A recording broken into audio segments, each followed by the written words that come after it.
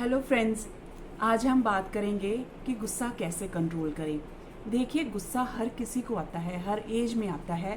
बच्चे कई दफ़ा कितने इरिटेट होते हैं, कितनी दफ़ा वो गुस्सा करते हैं, चिल्लाते हैं जब उनकी मन की ख्वाहिश पूरी नहीं होती। सेम चीज़ बड़ों के साथ भी है।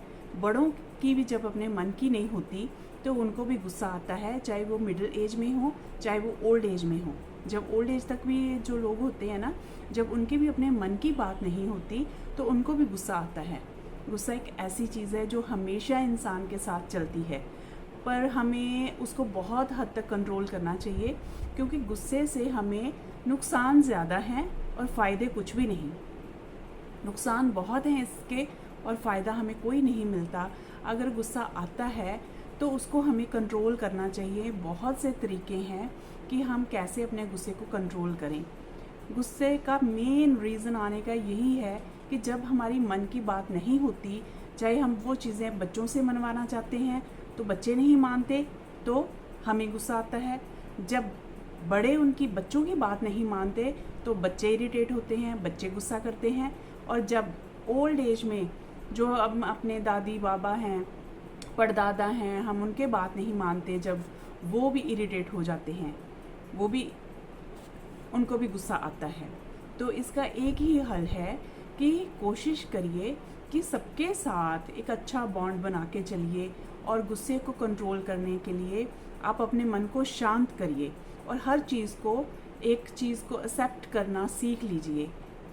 जितनी जिसकी जितनी कैपेसिटी है वो वही उतना ही वह काम करेगा। जैसे बच्चे हैं, वो उतना ही पढ़ पाएंगे, वो उतना ही एक्टिव रह पाएंगे जितनी उनकी कैपेसिटी है। कई तो बच्चे लापरवाह होते हैं, कई बच्चे बहुत अच्छा करते हैं, पर गुस्सा कर कर के हम उनको चेंज नहीं कर सकते। जो बड़े हैं, बड़े भी अपने तरीके से अपनी लाइफ सर्वाइव करते हैं, तो उनको भी हम अगर गुस्सा करें, उनके साथ इरिटेट हो के रहें, तो उससे उनकी लाइफ को हम चेंज नहीं कर सकते, उनको हम चेंज नहीं कर सकते। ज़्यादा से ज़्यादा यही है कि हम एडजस्टमेंट कर सकते हैं। बच्चों के साथ भी एडजस्टमेंट है और बड़ों के साथ भी एडजस्टमेंट ही करनी पड़ती है।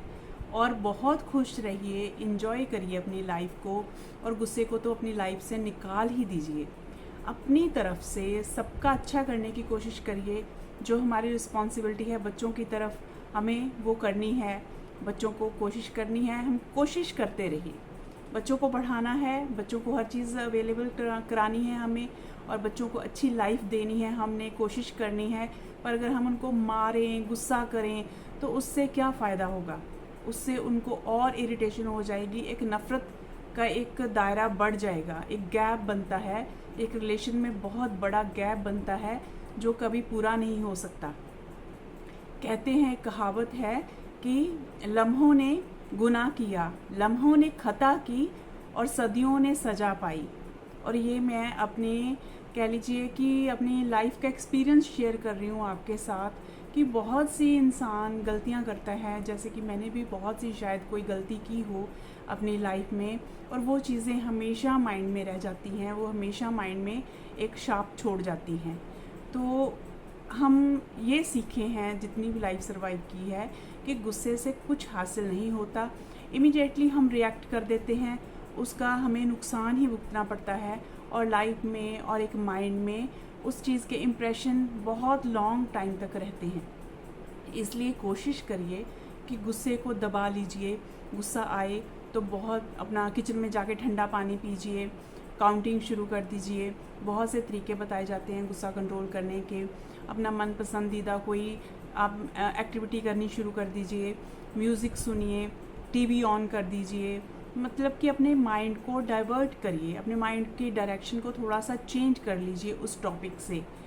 कई दफ़ा बच्चों पे नो डाउट बहुत गुस्सा आता है कि बच्चे पढ़ नहीं रहे, बच्चे हमारा कहना नहीं मानते, बच्चे, पर हम इरिटेट होके और गुस्सा करके उसको हम अगर सुधारने की कोशिश करेंगे तो उससे और ही प्रॉब्लम्स इकट्ठी होंगी, और ही प्रॉब्लम क्रिएट होगी। कुछ टाइम के लिए अगर हम अपने आप पे कंट्रोल कर लें और थोड़ी देर बाद हम उनको समझाएं, प्यार से बात करें, ऐसे ही सेम हम बड़ों के साथ भी बात कर सकते हैं। कहते हैं ना कि बड़े जब हो जाते हैं, जैसे जैसे एज बढ़ती जाती है, वो फिर बचपन की तरफ मूव करना शुरू कर देते हैं। वो उतने ही जल्दी इरिटेट होते हैं, उतनी ही जल्दी वो गुस्सा हो जाते हैं, नाराज़ हो जाते हैं, बड़े लोग भी कई दफ़ा। पर बहुत ही सहन शक्ति के साथ, सहनशीलता के साथ हर रिलेशन को टाइम दीजिए और बहुत अच्छे से सरवाइव करिए। और होपफुली मैं चाहती हूँ कि आप सबकी भी लाइफ बहुत अच्छी हो, बहुत हेल्दी हो, एंजॉय करिए अपनी लाइफ और मेरे चैनल को लाइक एंड सब्सक्राइब करिए। Thank you so much. ऐसे ही मैं बहुत सी अच्छी अच्छी बातें अपनी लाइफ में जो मैंने एक्सपीरियंस करा है उसके आधार पर मैं आपके साथ शेयर करती जाऊंगी। और आप भी मुझे बताइए कि आप कमेंट करके बताइए कि आपके कोई क्या क्या एक्सपीरियंस हैं लाइफ के, शेयर करिए और बहुत सी बातें करेंगे। Take care, bye bye.